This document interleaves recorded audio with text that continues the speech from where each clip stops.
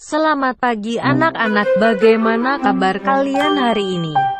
Saya harap kalian semua sehat dan dapat mengikuti pembelajaran ini dengan baik. Anak-anak, hari ini kita akan belajar tema 6, menuju masyarakat sejahtera, subtema 2, membangun masyarakat sejahtera, pembelajaran 4 sampai dengan 6. Ayo membaca. Sama halnya dengan anak laki-laki, anak perempuan pun juga mengalami masa puber. Pubertas pada anak perempuan umumnya terjadi lebih dahulu daripada anak laki-laki. Pubertas anak perempuan pada umumnya terjadi antara usia 10 sampai 15 tahun. Bagaimana ciri-ciri pubertas pada anak perempuan dilihat dari fisiknya? Masa puber adalah tahap perkembangan manusia di mana pada masa ini terjadi perkembangan organ reproduksi. Ciri-ciri anak perempuan pada masa puber. 1. Tumbuhnya rambut halus pada ketiak dan alat kelamin. 2. Suara jadi melengking. 3. Payudara membesar. 4. Pinggul membesar. Ciri-ciri anak laki-laki pada masa puber. 1. Tumbuhnya rambut halus pada ketiak dan alat kelamin. 2. Suara jadi membesar. 3. Tumbuh jakun. 4. Tumbuh kumis jambang dan janggut. Nah, anak-anak, apakah pada diri kalian sudah mengalami pubertas? Silahkan kalian beri tanda centang pada kolom berikut ini. Ayo membaca. Tari Kelana Topeng. Tari Kelana Topeng merupakan bentuk karya tari tunggal. Tari ini berasal dari daerah istimewa Yogyakarta. Tari Kelana Topeng pada umumnya ditarikan oleh penari putra. Tema yang menjadi sumber tarian ini mengambil dari cerita Panji. Cerita itu tentang Raja Kelana Sawandana yang sedang jatuh cinta. Gerak-gerik tarinya menggambarkan Prabu Kelana yang sedang menghias diri. Ada gerak mengatur rambut, ada gerak menghias kumis, ada gerak menata pakaian, ada juga gerak sedang bercermin. Iringan yang mengiringi tarian yaitu seperangkat gamelan Jawa. Penari saat mempertunjukkan tari Kelana Topeng menggunakan busana, diantaranya celana, kain, sabuk, selendang, penutup kepala, hiasan dada, hiasan tangan, dan hiasan kaki. Tari Kelana Topeng ditarikan kurang lebih selama 15 menit. Penari menggunakan topeng selama menarikan tari Kelana Topeng. Pemakaian topeng oleh penari secara terus-menerus selama menarikan tarian ini sehingga membuat kagum para penonton. Penari tetap bersemangat dan lincah dalam bergerak meskipun memakai topeng. Ayo berlatih. Kamu telah membaca dengan cermat teks non-fiksi berjudul Tari Kelana Topeng. Jawablah pertanyaan-pertanyaan berikut ini. 1. Informasi apakah yang kamu harapkan ketika kamu baru membaca judul teks non-fiksi Tari Kelana Topeng? 2. Sesuaikah antara harapan informasi yang kamu peroleh ketika baru membaca judul teks non-fiksi dengan informasi yang kamu peroleh setelah membaca teks non-fiksi berjudul Tari Kelana Topeng? 3. Informasi apakah yang kamu peroleh setelah membaca teks non-fiksi berjudul Tari Kelana Topeng? Pembahasan. Jawaban nomor 1. Informasi tentang Tari Kelana Topeng. Jawaban nomor 2. Sesuai judul dan menunjukkan isi bacaan. Jawaban nomor 3. Informasi yang diperoleh setelah membaca teks non-fiksi berjudul Tari Kelana Topeng adalah mengetahui asal tarian, unsur-unsur tarian, serta busana dan properti yang digunakan. Ayo mengamati. Amatilah gerak tari kreasi bentuk tunggal berikut. 1. Melangkah maju, kepala menengok mengikuti langkah kaki. 2. Mengangkat kaki kanan diangkat lalu ditapakkan.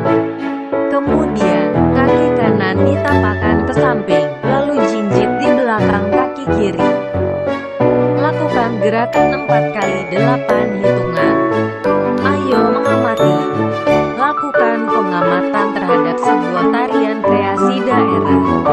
Cermati tahapan penampilan karya tari kreasi daerah tersebut. Tuliskan unsur-unsur tari dari tarian yang kamu amati. Contoh pengamatan. Pengamatan 1. Nama tarian, Gambir Anom. Asal daerah tarian, Jawa Tengah. Unsur karya tari yang diamati, raga, irama, tata rias, properti. Tanggapan terhadap karya tari. Tarian ini menceritakan tokoh yang sedang jatuh cinta. Tarian ini memamerkan gerakan yang gemulai juga sedikit gerakan pantomim. Properti tari yang digunakan berupa sampur. Pengamatan 2. Nama tarian, Tari Jaipong. Asal daerah tarian, Jawa Barat. Unsur karya tari yang diamati, raga, irama, tata rias, properti. Tanggapan terhadap karya tari. Tari Jaipong juga melambangkan kebebasan dan pemberontakan. Melalui gerakan-gerakan tangan, kepala, tubuh, dan kaki secara leluasa. Bisa kita perhatikan dalam gerakan pencaksilat yang dikreasikan ke dalam Jaipong. Properti yang digunakan berupa sampur yang diletakkan di leher penari. Ayo merenungkan, bagaimanakah cara yang akan kamu lakukan untuk menyayangi budaya daerah sebagai akar budaya nasional sehingga kamu akan selalu melestarikannya.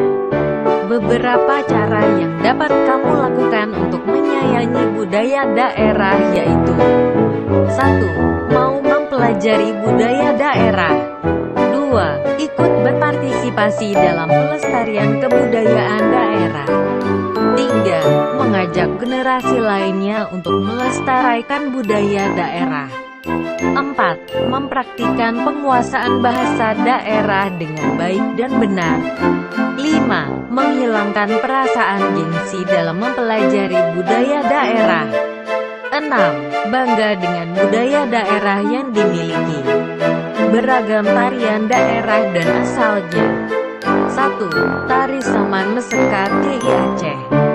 2. Tari Kecak Bali. 3. Tari Sekapur Siri Jambi dan Kepulauan Riau. 4. Tari Jaipong Jawa Barat. 5. Tari Reok Ponorogo Jawa Timur. 6. Tari Poco-Poco Maluku Utara. 7. Tari Topeng Betawi DKI Jakarta. 8. Tari Kipas Pakarena Sulawesi Selatan. 9. Tari Andun Bengkulu. 10. Tari Bendrong Lesung Banten. Ayo berlatih. Ingatkan kamu yang dimaksud masa pubertas? Tuliskan pengertianmu mengenai masa pubertas pada kolom berikut.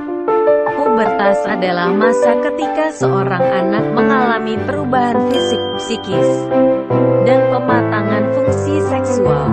Masa pubertas dalam kehidupan kita biasanya dimulai saat berumur 8 hingga 10 tahun dan berakhir lebih kurang di usia 15 hingga 16 tahun. Pada masa ini memang pertumbuhan dan perkembangan berlangsung dengan cepat. Pada wanita pubertas ditandai dengan menstruasi pertama, menarche. Sedangkan pada laki-laki ditandai dengan mimpi basah. Ciri-ciri pubertas pada laki-laki. 1. Menguatnya otot-otot tubuh. 2. Jakun mulai tumbuh. 3. Tumbuhnya rambut-rambut halus, seperti kumis di ketiak atau pubis rambut kemaluan. 4. Suara menjadi terdengar lebih berat dan besar. 5. Bertambahnya ukuran tulang menjadikan tubuh bertambah tinggi dan besar. 6. Mulai mengalami mimpi basah, nocturnal orgasm. 7. Mulai muncul jerawat. Ayo berlatih. Ciri-ciri pubertas pada wanita. 1. Pinggul menjadi lebih lebar. 2. Perkembangan otot paha yang lebih besar di belakang tulang paha dibandingkan di bagian depan. 3. Pelebaran pinggul. Rata-rata pinggang lebih rendah pada rasio pinggul dibandingkan pria. dewasa. 4. Ukuran tangan dan kaki lebih kecil dibanding pria. 5. Wajah lebih bulat. 6. Payudara mulai tumbuh membesar. 7. Kematangan organ reproduksi. 8. Tumbuhnya rambut halus di area kemaluan.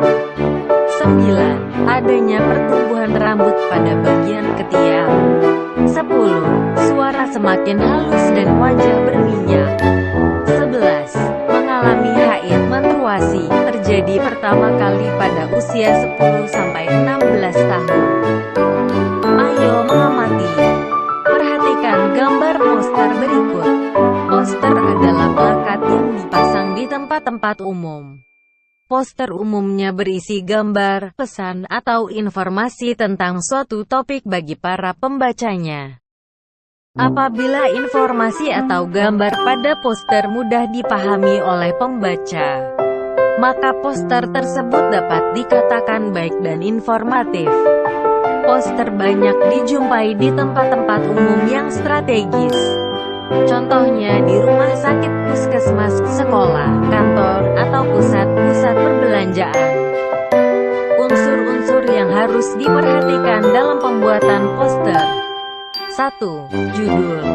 Judul poster harus singkat, padat, dan jelas. Judul poster juga harus mencakup keseluruhan isi poster. 2.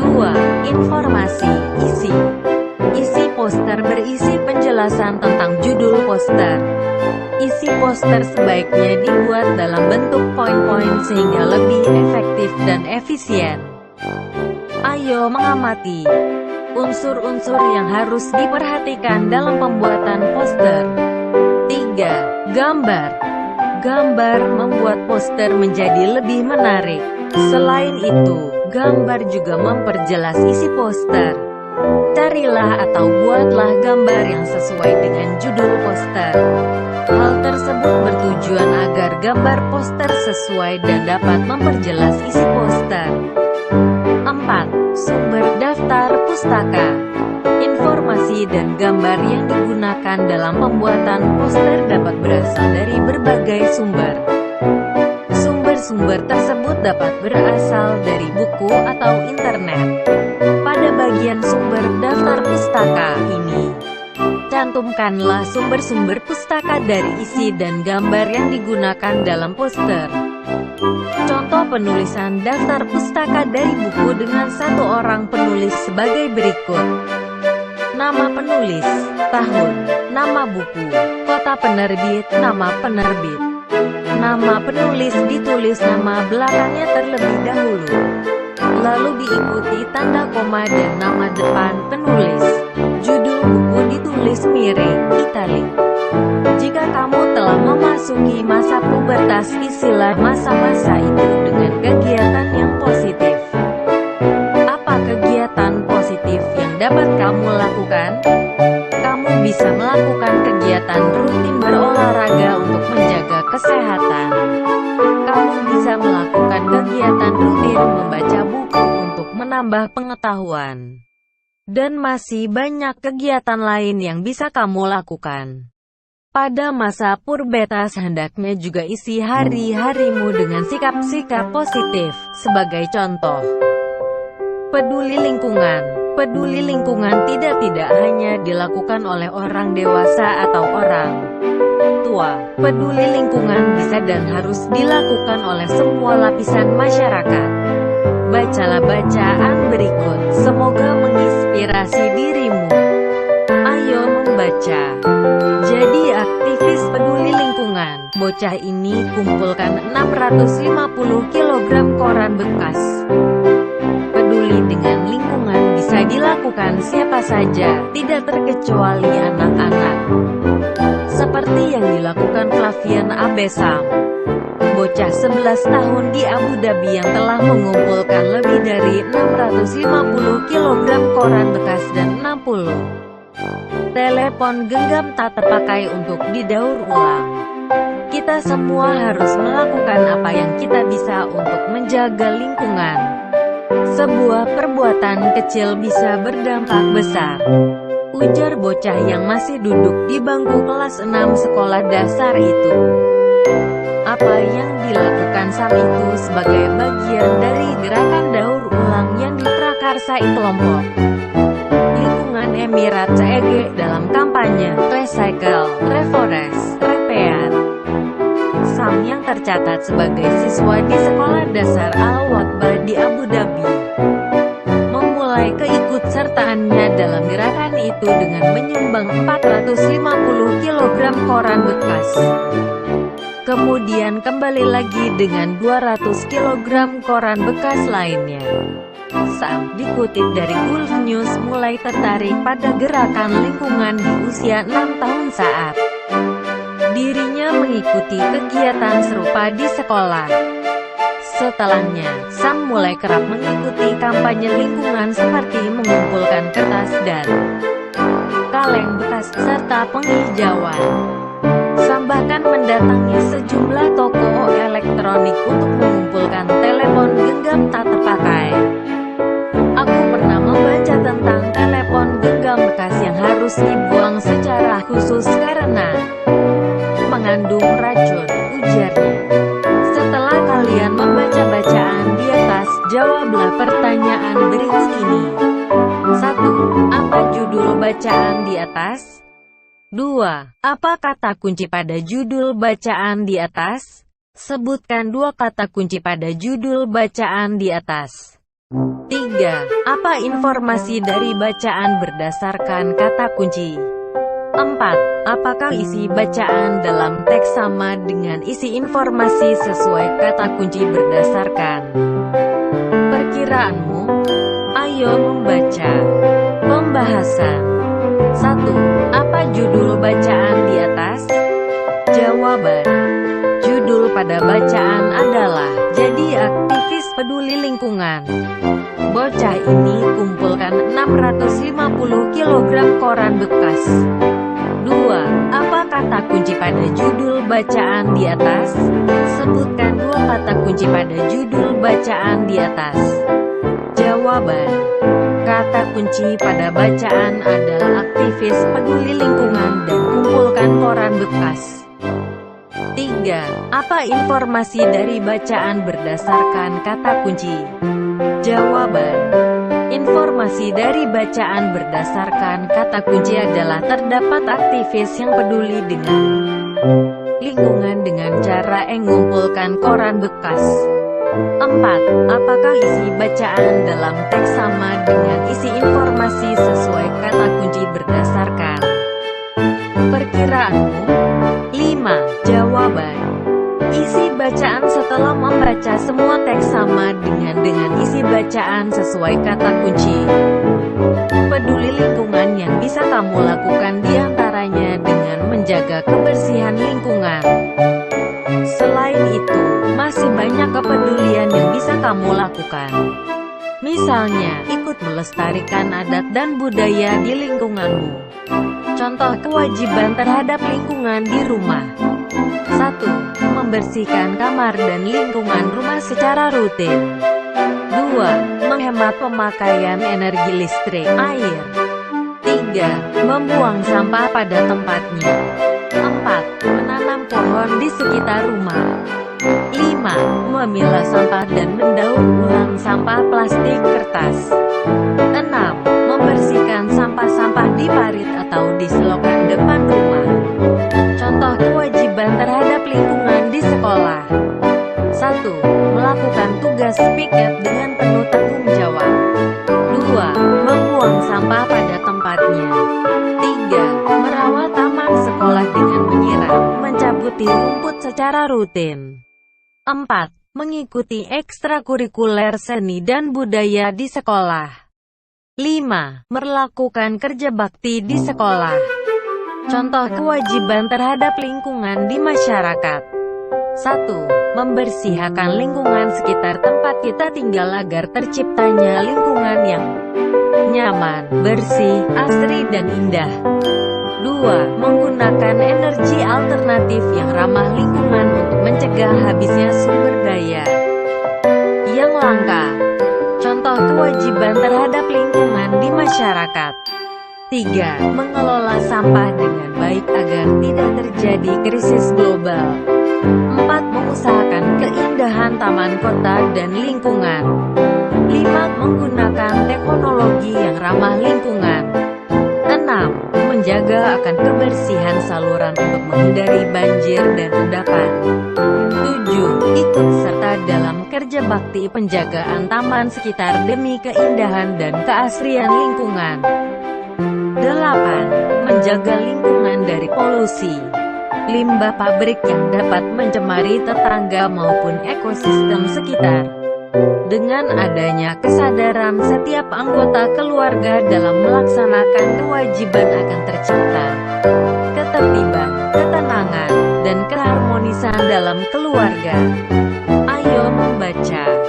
Bahaya jajanan tidak sehat di sekitar sekolah. Terik matahari seakan membakar siang. Sekelompok siswa SD berhamburan keluar dari sekolah.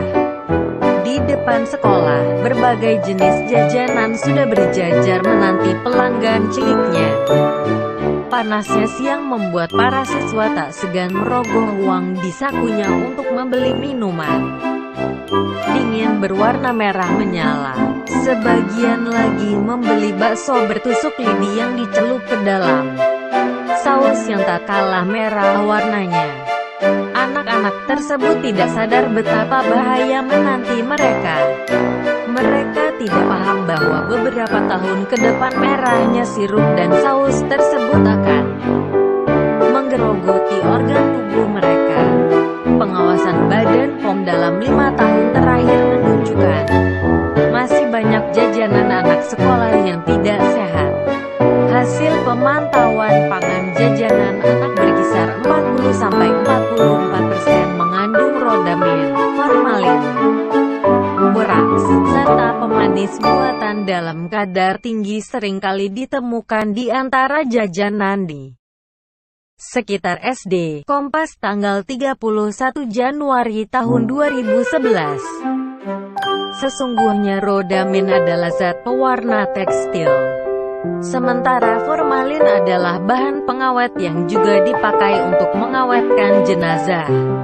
Dan boraks adalah bahan kimia yang kerap dipakai sebagai pencampur dalam pembuatan deterjen. Bayangkan reaksi organ tubuh kita ketika menerima bahan-bahan kimia berbahaya tersebut. Lingkungan di sekitar sekolah patut mendapat perhatian khusus terhadap bahaya ini. Mengapa? Siswa sekolah dasar cenderung lebih mudah tertarik dengan makanan yang berwarna-warni cerah.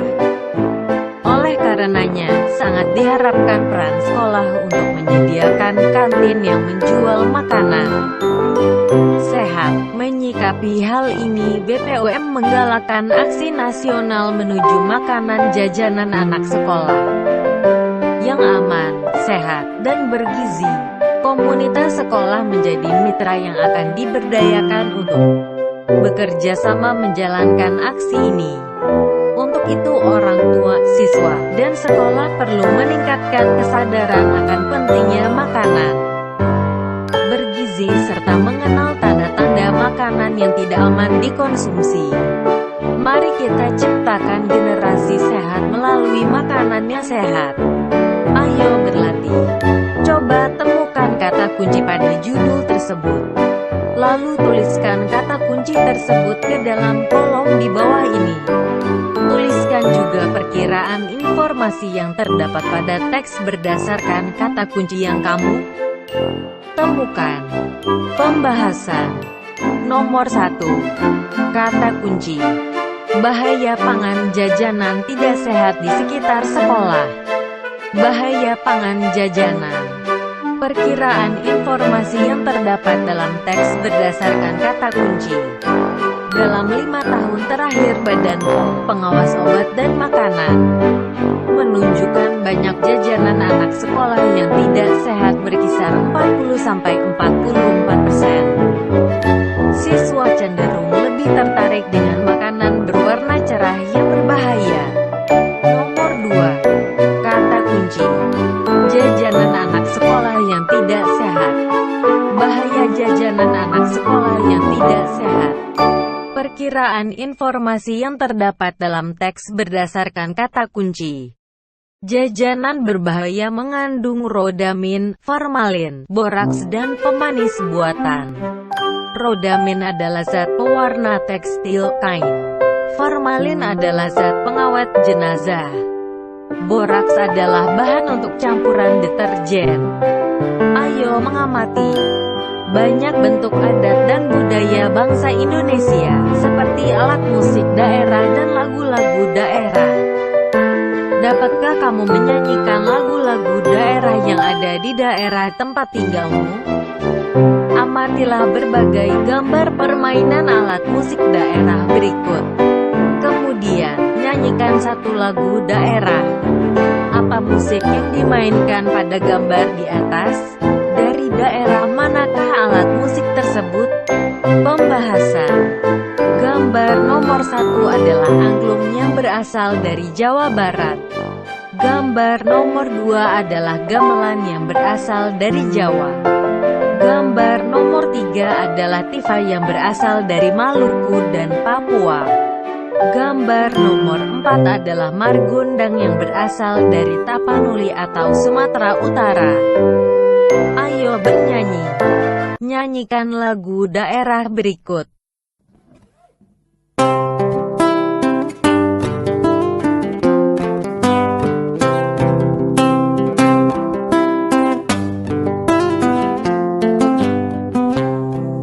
Selendang madi kinjang kain panjang madi toru pangeol ni gonting masong ondeng kemamangon lu Mariam tomong daingang sinapang masin Mariam tomong daingang sinapang masin.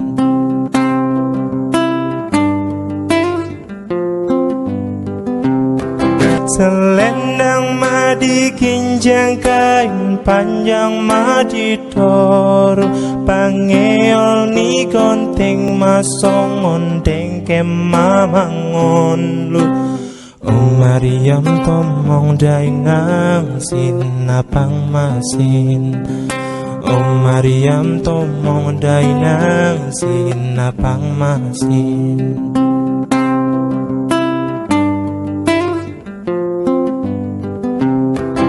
Selendang madi kinjang kain panjang madi toru pangeol ni gonting masong ondeng kemamangon Mariam tomong dainang sinapang masin Mariam tomong dainang sinapang masin.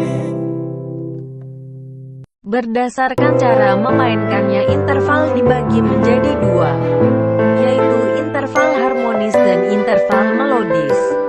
Interval harmonis adalah dua nada yang dibunyikan secara bersama. Interval melodis adalah dua nada yang dibunyikan secara bergantian. Perhatikan contoh berikut. Interval melodis terdiri atas interval dari nada rendah ke nada tinggi ascending interval dan interval dari nada tinggi ke nada rendah descending interval. Melodi yang baik adalah melodi yang mempunyai interval terjangkau oleh alat musik atau suara manusia. Berdasarkan bunyi yang kita dengar, interval memiliki ciri-ciri bunyi sebagai berikut. 1. Interval prime.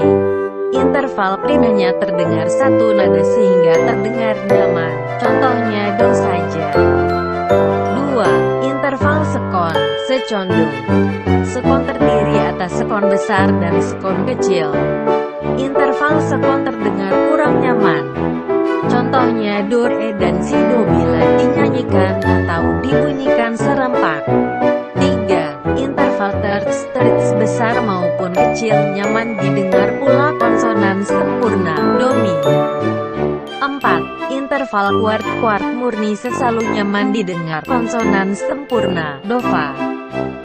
Berdasarkan bunyi yang kita dengar, interval memiliki ciri-ciri bunyi sebagai berikut. 5. Interval Queen. Queen murni terdengar nyaman, konsonan sempurna. Queen berlebih terdengar bagus, Queen berkurang terdengar kurang nyaman, do sol. 6. Interval seks. Seks besar maupun kecil terdengar nyaman, do la. 7. Interval septim. Biasanya terdengar kurang nyaman, do si. 8. Interval oktav. Oktav murni terdengar nyaman, do do. Baiklah anak-anak, pembelajaran kita untuk hari ini sudah selesai. Kita bertemu dalam pembelajaran berikutnya. Selalu patuhi protokol kesehatan.